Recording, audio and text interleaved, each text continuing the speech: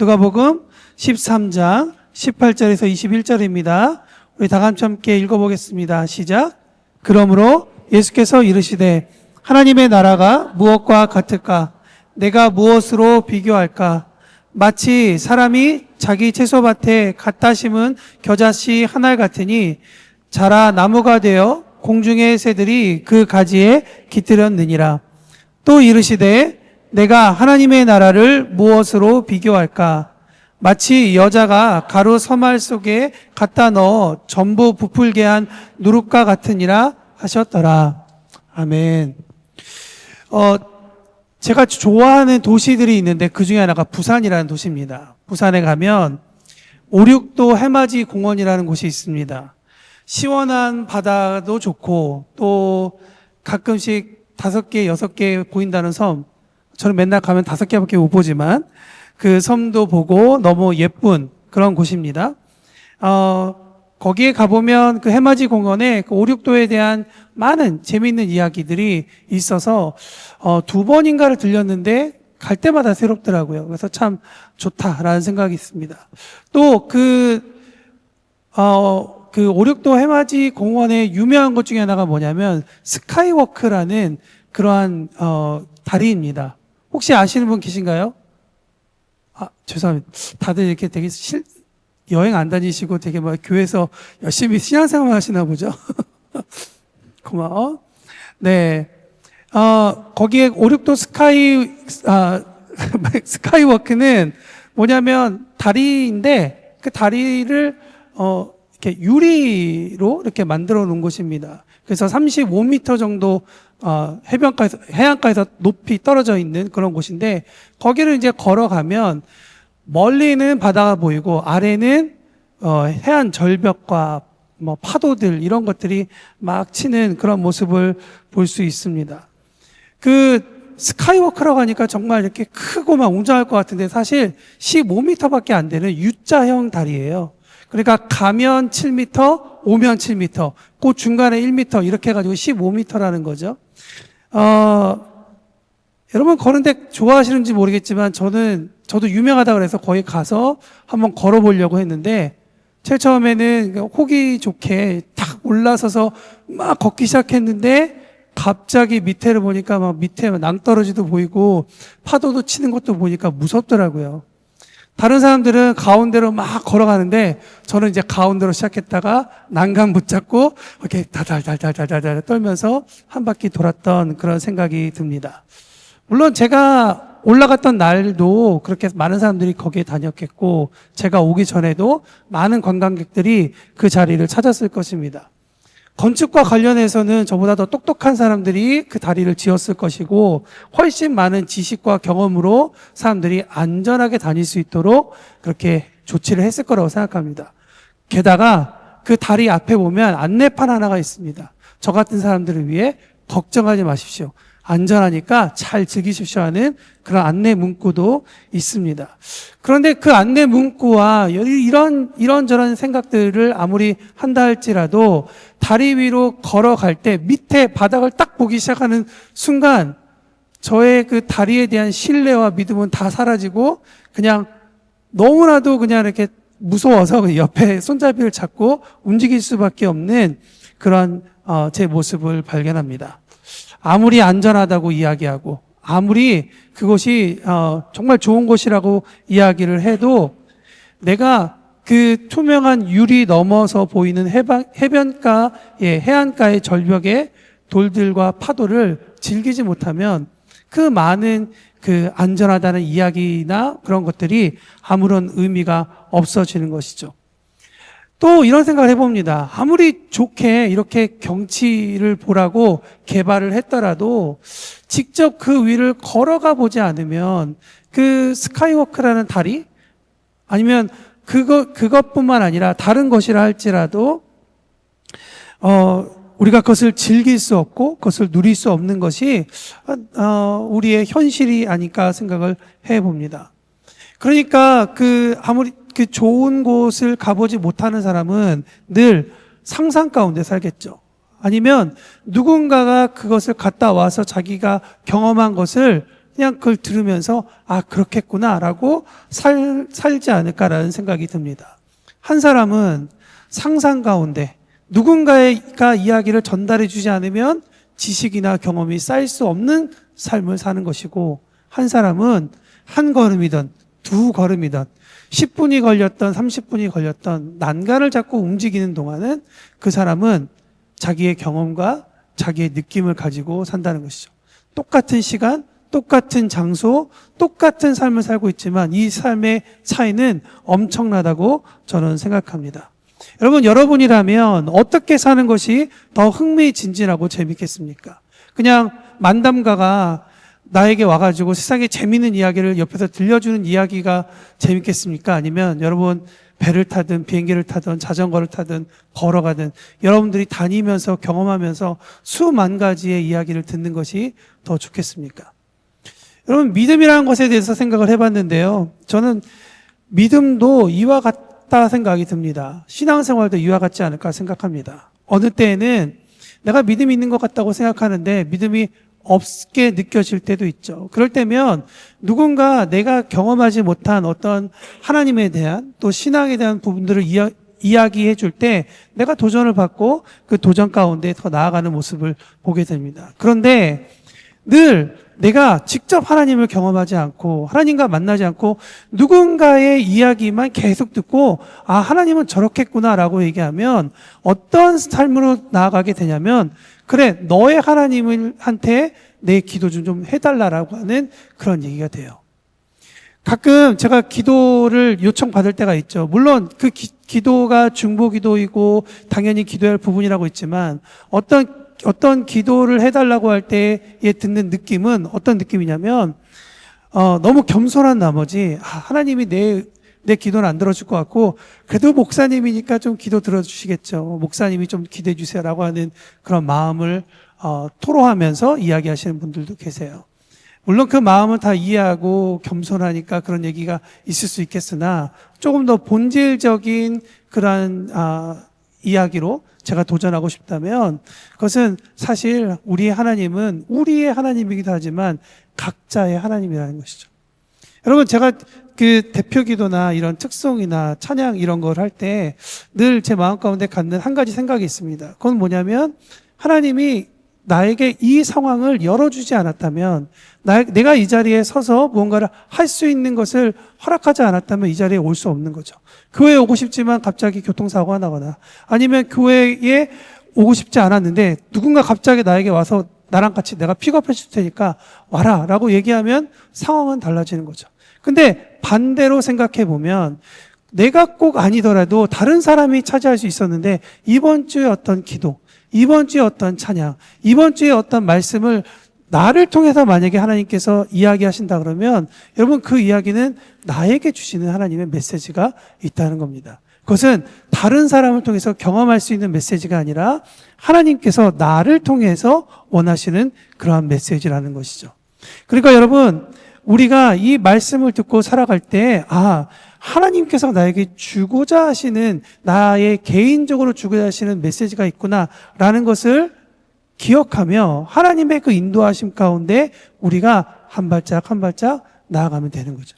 제가 지난주 설교와 연결해서 이 이야기를 만약에 풀어간다면 이런 얘기가 됩니다. 뭐냐면 우리는 가끔 하나님 앞에 하나님께서 주신 마음으로 한 주간 살아보고 또 인도하심 따라서 평안하기를 바라는 그러한 마음으로 하루하루를 살아갑니다. 그런데 어떨 때에는 내가 기도 열심히 하고 정말 잘 살았는데 오늘 갑자기 방송 안 되는 것처럼 내가 지난주 기도 안 해가지고 방송이 또 안 되나 이 마이크가 또 막 안 되나 막 이런 저 방송실 팀의 정말 죄책감과 저 무너지는 마음들 제가 너무나 잘 이해하죠. 혹은 하나님께 평탄한 길을 인도해달라고 얘기했는데 5,6도 스카이워크 같이 하나님 왜 갑자기 나에게 낭떠러지 같은 곳으로 인도하시는 거예요? 하나님 나에게 왜 이러한 길로 인도하시는 거예요? 라고 하나님 앞에 불만 혹은 하나님 앞에 어떤 내가 인도하지 못하는 것에 대한 여러 가지 질문을 할 수 있으나 오히려 하나님께서 나의 하나님을 경험하고 하나님께서 나의 삶을 언제나 인도하셨다라는 것을 우리가 의지하고 경험했을 때에는 다른 누군가는 믿어지지 않겠지만 나는 하나님이 살아계심을 알게 되고 그로 인해서 하나님이 인도하시는 곳은 좋은 곳이든 좋지 않은 곳이든 하나님이 언제나 내 관점에서는 좋지 않고 좋은 것이 있을 수 있겠으나 언제나 그분은 선하게 인도하신다라는 것을 우리가 믿음을 갖게 된다는 것이죠. 그러니까 여러분, 제가 지난주에도 말씀드렸지만 안식을 우리가 갖고 난 다음에 그 다음 날 8번째 날에 갖는 것은 오늘 안식도 하고 싶어가 아니라 다음에 이제 14번째 날에 오게 될 그 안식의 날을 위해서 기대하며 그 8번째 날은 우리가 달려가는, 그래서 어떤 길이든지 하나님께서 우리에게 주시는 그 길 가운데 정말 흥미진진하게 나아가는 그런 모습을 갖게 된다는 것이죠. 우리가 기억해야 할 사실이 있습니다. 그건 뭐냐면 우리는 안식일 날 모든 것이 끝났다라고 생각할 수 있지만 계속 말씀드리지만 안식일 날 끝난 것이 아니라 8번째 날이 있었다는 거예요. 그러니까 하나님이 우리에게 마침표로 안식을 주신 것이 아니라 우리의 숨 고르기를 할 수 있는 쉼표로 우리에게 안식을 주셨다라는 것입니다.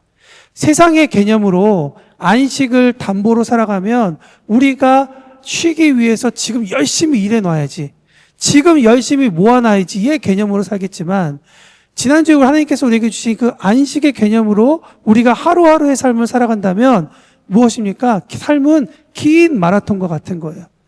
한번 숨을 쉬고 숨 고르고 다시 달려가고 또 지칠 때쯤에 하나님께서 주시는 평안과 안식을 통해 다시 한 번 더 일어나는 그런 모습을 발견하게 된다는 것이죠. 그러므로 그리스도인은 하나님께서 주시는 평안과 안식으로 살아가는 사람들인 거예요. 그런데 그것이 최종 종착지가 아니라 다시 더 앞으로 나아가기 위한 숨 고르기의 시간이라는 것을 우리가 생각해 볼 수 있다는 것이죠. 내가 그럴 때 하나님께서 나에게 예상하지 못했던 길, 내가 보기에 위험한 길로 주님께서 인도하실지라도 오히려 그 인도하심의 길목에서 우리는 큰 숨을 쉬고 다시 한 번 더 날개짓하며 날아가는 그러한 우리의 모습을 발견할 수 있게 되는 것입니다. 여러분, 오늘 이 본문 말씀을 읽으시면서 짧은 4절 가운데 어떤 마음과 또 어떤 성령의 감동이 우리 가운데 있었습니까? 저는 오늘 말씀 읽으면서 하나님 나라를 가르쳐주고 싶은 예수님의 간절한 마음이 먼저 전달됐습니다. 저는 예수님께서 그동안 3년 동안 제자들과 함께 다니시면서 누군가를 고쳐주기도 하시고 낫게 하시기도 하는 여러 가지 사건을 통해 하나님의 나라는 이런 거다라고 계속 보여주셨다고 생각합니다. 그랬으면 이제 십자가에 올라가기까지 이제 얼마 남지 않은 그 시간 가운데 제자들에게 가르쳐줄 다른 너무나도 많은 것들이 있지 않았겠습니까? 그런데 예수님은 또 그렇게 하지 않으시고 또다시 하나님의 나라에서 하나님의 나라에 대해서 이야기해 주고 있다는 것입니다. 그것은 무엇을 반증하느냐? 제자들은 예수님께서 일하신 그 놀라운 일들을 바라보면서 눈으로 보고 머리로 깨달았지만 그들 가운데에는 진정으로 하나님의 나라에 대해서 생각하지 못하고 있었다는 거예요. 누리고 있지 못했다는 것에 대해서 반증하고 있는 것입니다. 기적의 현장에도 있었고 놀라운 하나님의 일들에 대해서 경험도 했지만 그 마음 가운데에서는 하나님의 나라를 누리지 못하고 있었다는 거예요.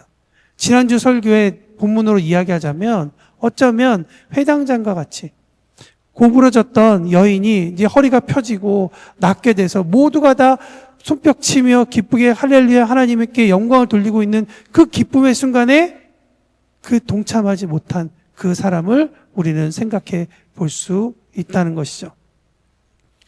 하나님 나라에 대해서 그렇기 때문에 우리는 생각을 하고 나아가야 합니다. 하나님 나라에 대해서 알게 되면, 받아들이게 되면 우리는 인생의 목적과 방향, 그리고 우리의 다이나믹, 그리고 의미를 마침내 알아서 하늘나라 갈 때까지 하나님 나라를 누리고 기쁘고 행복하게 살아갈 수 있을 거라고 저는 생각합니다. 그렇다면 하나님의 나라는 무엇일까요? 또 여러 가지 설명이 있지만 오늘 본문에서 주님은 우리에게 이것이 닮아있다라고 말씀해 주고 있습니다. 18절 말씀 우리 한번 다 같이 읽어보도록 하겠습니다. 시작.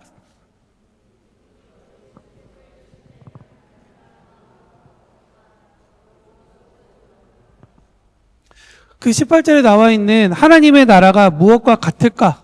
또는 내가 무엇으로 비교할까라고 하는 무엇과 같을까 비교할까라는 단어는 같은 단어입니다. 같은 단어를 한국어로 번역하면서 두 가지 의미를 나누어서 정리하고 있습니다. 이 호모아이오라는 단어인데요. 이 단어를 한마디로 정의하면 닮아 있다라고 하는 이야기입니다. 그러니까 하늘나라에 대해서 너무 복잡하고 크고 이야기하면 오늘 본문을 읽으면서 저게 하나님의 나라구나를 바라보면 된다라는 이야기입니다. 예수님께서 하나님의 나라에 대한 그림을 그려주시고 개념을 설명하기 위해 말씀하신 두 가지는 다시 말하면 겨자씨와 또 무엇이죠? 누룩입니다. 누룩에 대해서는 부정적인 걸로 많이 사용되는데 오늘 본문은 긍정적인 이야기로 이야기됩니다. 이 겨자씨와 누룩의 공통점이 있습니다. 무엇일까요? 이 둘은 생명을 가졌다라는 거예요. 근데 그 생명을 가진 게 거기서 끝나는 것이 아니라 이 생명을 가진 것들이 무언가 만나게 되면 이것이 진행된다라고 하는 것이 공통점이라고 이야기할 수가 있을 것 같습니다. 겨자씨와 누룩이 각각 밭과 그리고 그 가루, 밀가루 같은 것에 닿았을 때 그들이 자라나게 되고 부풀어지게 된다라고 예수님께서 말씀하고 있습니다. 농사를 지을 때 밭의 쓸모를 알기 위한 방법은 무엇일까요? 토지를 연구하는 방법도 있지만 더 간단한 방법은 그 땅이 씨를 심어서 그 씨가 거기에서 나은 것을 볼 때 이 땅이 쓸모 있구나라는 것을 알게 된다는 것이죠.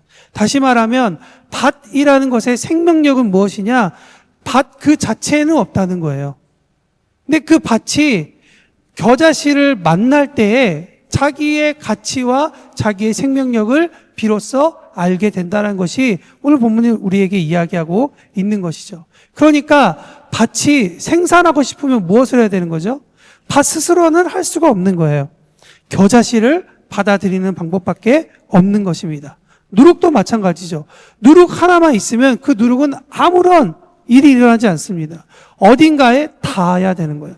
오늘 본문에 보니까 이 누룩이 가루에 닿았을 때 아마도 이 이스라엘 사람들이 먹었던 빵 주식이 뭐 밀이나 여러 가지 그런 곡식들이니까 그 가루에 닿았을 때 가루로 끝나는 것이 아니라 이 누룩이 커지고 커져서 빵이 되고 사람들이 먹고 살 수 있는 먹음직스러운 것으로 바뀌게 된다라는 것을 이야기하게 됩니다.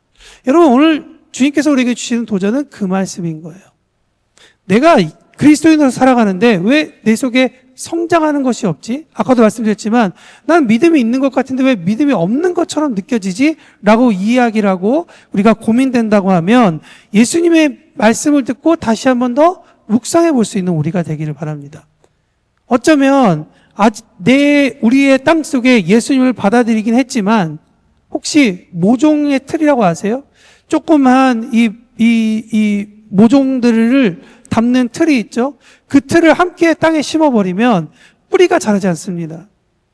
예수님께서 말씀하신 여러 가지 비유들이 있잖아요. 어떤 마음은 돌짝밭 같다고 얘기하는 게 바로 그런 것들이죠. 뭔가 심겨지긴 했지만 내 마음 가운데 드러나지 않는 것은 아마 우리의 그 씨가 잘못된 것이 아니라 우리의 마음이 아직 경작되지 않아서이다. 어쩌면 내 마음 가운데 겨자씨라는 그 생명력을 한 번도 담아보지 않았기 때문에 겨자씨가 내 마음에 들어오는 순간 내 안에 이상한 뿌리 같은 것들이 퍼져나가고 그 뿌리들이 점점 당겨지고 그냥 그 뿌리가 가만히 있는 게 아니라 나도 모르는 곳 깊은 곳에 있는 물을 끌어당기면서 내 이 땅이 정말 살아있는 것 같은 그런 모습 한 번도 경험해보지 않으면 아마 이런 느낌이 무엇인지 몰라서 처음엔 아마 거부할 수도 모르겠습니다. 그렇지만 이것이 정말 흙으로서 땅으로서 자기의 가치를 살리는 그런 일이라고 믿는다면 그 땅은 다른 생각을 할 수 있지 않을까 생각해 봅니다. 밭이 그렇게 농부가 심어놓은 겨자씨를 받아들이면 그 겨자씨가 죽음으로 통해 비로소 다시 시작되는 생명의 과정을 그 땅은 경험하게 된다는 거죠. 다른 땅이 아니라 심겨진 땅에게 하는 말씀입니다. 하나님 나라를 받아들이시되 우리의 틀과 방식이 아니라 예수님께서 말씀하시는 그대로 받아들이는 것이 중요하다. 그 말씀이 오늘 말씀 아닐까요? 오병이와 같은 사건도 그냥 성경에 있었던 이야기래, 저게 어떤 비유 같은 이야기이지 라고 생각하는 것이 아니라 실제로 내 삶에 오병이와 같은 사건을 경험하게 되고 우리가 그것을 누리게 된다면 우리의 삶은 누군가의 귓동량으로, 누군가의 말에 귓동량으로 살아가는 그러한 신앙이 아니라 나의 하나님, 내가 경험한 하나님, 그런 나의 신앙을 가지고 살아가지 않을까라고 생각을 해봅니다. 다른 사람의 간증을 듣고 상상하는 사람과 실제로 살아가는 사람은 그 삶의 퀄리티가 너무나도 큰 차이가 날 것입니다. 그렇기 때문에 무엇이든지 말씀을 통해 말씀을 배우고 연구할 수 있는 우리 모두가 되기를 바랍니다. 여러분, 운동도 잘하려면 뭐 하죠? 연습합니다. 체력을 운동에 맞춰서 절제할 건 절제하고 잘할 건 잘하는 그런 모습을 보게 된다는 것이죠. 사랑하는 우리 교우 여러분, 예수님을 만나 하나님의 나라를 경험하는 우리 모두가 되었으면 좋겠습니다. 한 가지 더 보겠습니다. 그렇다면 오늘 본문 말씀은 하나님의 백성인 또 예수님의 제자인 우리들에게 어떤 메시지를 줄까라는 생각을 해봅니다. 위에서 하나님의 나라에 대해서 제가 말씀을 드렸습니다. 그렇다면 우리의 삶은 예수님의 제자로서 예수님께서 이 땅에 보내어 주신 대로 하나님의 나라를 전파하는 사람으로서 살아가는 것이 삶의 목적이겠죠. 그렇다면 먼저 하나님의 나라를 맛본 우리에게 예수님께서 하고자 하시는 일, 원하시는 일은 그 일 아닐까요? 예수님의 삶을 카피하는 것. 그러니까 주님께서 우리 가운데 찾아오셨다면 채소밭 같은 우리 마음 가운데 또 빵을 굽기 위해서 준비된 그 어떤 빵집 같은 곳에 주님께서 찾아오셔서 우리의 삶이 변화되었다면 주님은 우리에게 이제 너희가 내 이름으로 너희도 한번 채소밭으로 가렴, 너희도 빵집으로 가렴 하고 우리를 보내시는 것이 아닐까 생각을 합니다. 단순히 우리에게 그냥 가라라고만 얘기하는 것이 아니라 하나님 나라를 잘 소개하고 밭과 가루가 받아들이도록 기술과 정성으로 나아가야 된다라고 주님께서 우리에게 말씀하고 있는 거예요. 그냥 채소밭에 가서 아무렇게나 씨를 뿌리지 않죠. 씨의 크기에 따라서 깊이가 다르고 물을 어떻게 줘야 되며 저기에 그늘이 어떻게 되는지를 어떻게 해야 되죠? 공부해야 됩니다. 기술을 쌓아야 되는 것이죠. 그래야 채소밭에 그 일들이 계속 일어나는 거예요. 내가 열정만 가지고 빵집 가서 빵을 굽는다고 하면 만들어지지가 않습니다. 가루와 누룩의 퍼센티지를 잘 만들어야 이것이 부풀어 오르게 할 수 있는 그런 일들을 하게 된다는 것이죠. 그러므로 그리스도인들에게 하나님께서 일을 주셨다는 것은 단순히 우리에게 노동력을 주는, 그래 너의 능력이 그거구나라고 하는 그 능력만 테스트하려 하는 것이 아니라 그 능력 그 이상을 우리에게 사실은 요구하고 있다는 것입니다. 우리의 기술과 정성을 통해서 우리가 밭을 가는 방법도 배우게 되고 제빵 기술도 만약에 갖추게 되지만 동시에 우리에게 우리가 밭을 갈고 이 빵을 만드는 목적도 잊지 않고 나아갈 때 우리는 결국에 삶의 마지막에서 예수님께서 달란트 비유로 말씀하신 것처럼 정말 어떠한 결과를 통하여서 우리가 주님 앞에 우리의 삶을 평가받는 것이 아니라 그 모든 과정, 결과를 포함한 모든 과정을 통해서 우리가 정말 주님 앞에서 어떤 사람인지를 알게 된다는 것이죠. 거칠고 냉소적이었던 우리의 삶에 주님은 먼저 찾아오셔서 주께서 우리의 주 되심으로 우리를 인격적으로 부드럽게 만나주셨던 것처럼 주님은 그 일을 하기 위해서 하늘의 영광을 버리시고 주님의 모든 능력을 통해 우리에게 다가오신 것이죠.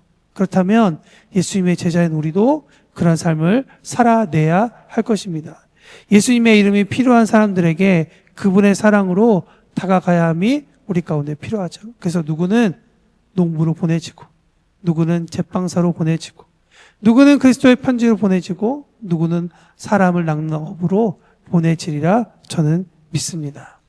그 일을 위해 지혜와 지식이 필요하듯 우리는 형제와 자매를 위해 하늘의 지혜와 지식을 구하고 쌓는 우리 모두가 되어야 할 것입니다. 그러므로 우리 가운데 가장 필요한 것은 무엇이냐? 창조의 하나님을 만나야 되는 거예요. 새로운 사람을 만나고 밭을 경작하기 위해서 또 새로운 일들을 하기 위해서 여러분 무엇이 필요합니까? 지난 시간 동안 우리의 지혜와 우리의 발걸음으로 되지 않았기 때문에 지금 그것들이 우리에게 기도 제목이 되었고 우리가 그것에 대해서 걱정하고 있는 거 아닙니까? 그렇다면 지난 우리의 것으로는 해결될 수 없다는 것이죠. 창조의 하나님의 방법으로 하나님께서 주시는 방법으로 우리가 그 일들을 만들어 나갈 수 있다는 것이죠. 여러분 창조적인 일에 대해서 가장 잘 아시는 분은 하나님이십니다. 다른 데 가시면 안 돼요. 제가 이번 주에 유튜브 보다가 이게 진짜 그런지 모르겠지만 요즘에 무속인들 많이 찾아가는 그 부류들 중에 하나가 크리스찬이라고 얘기하더라고요.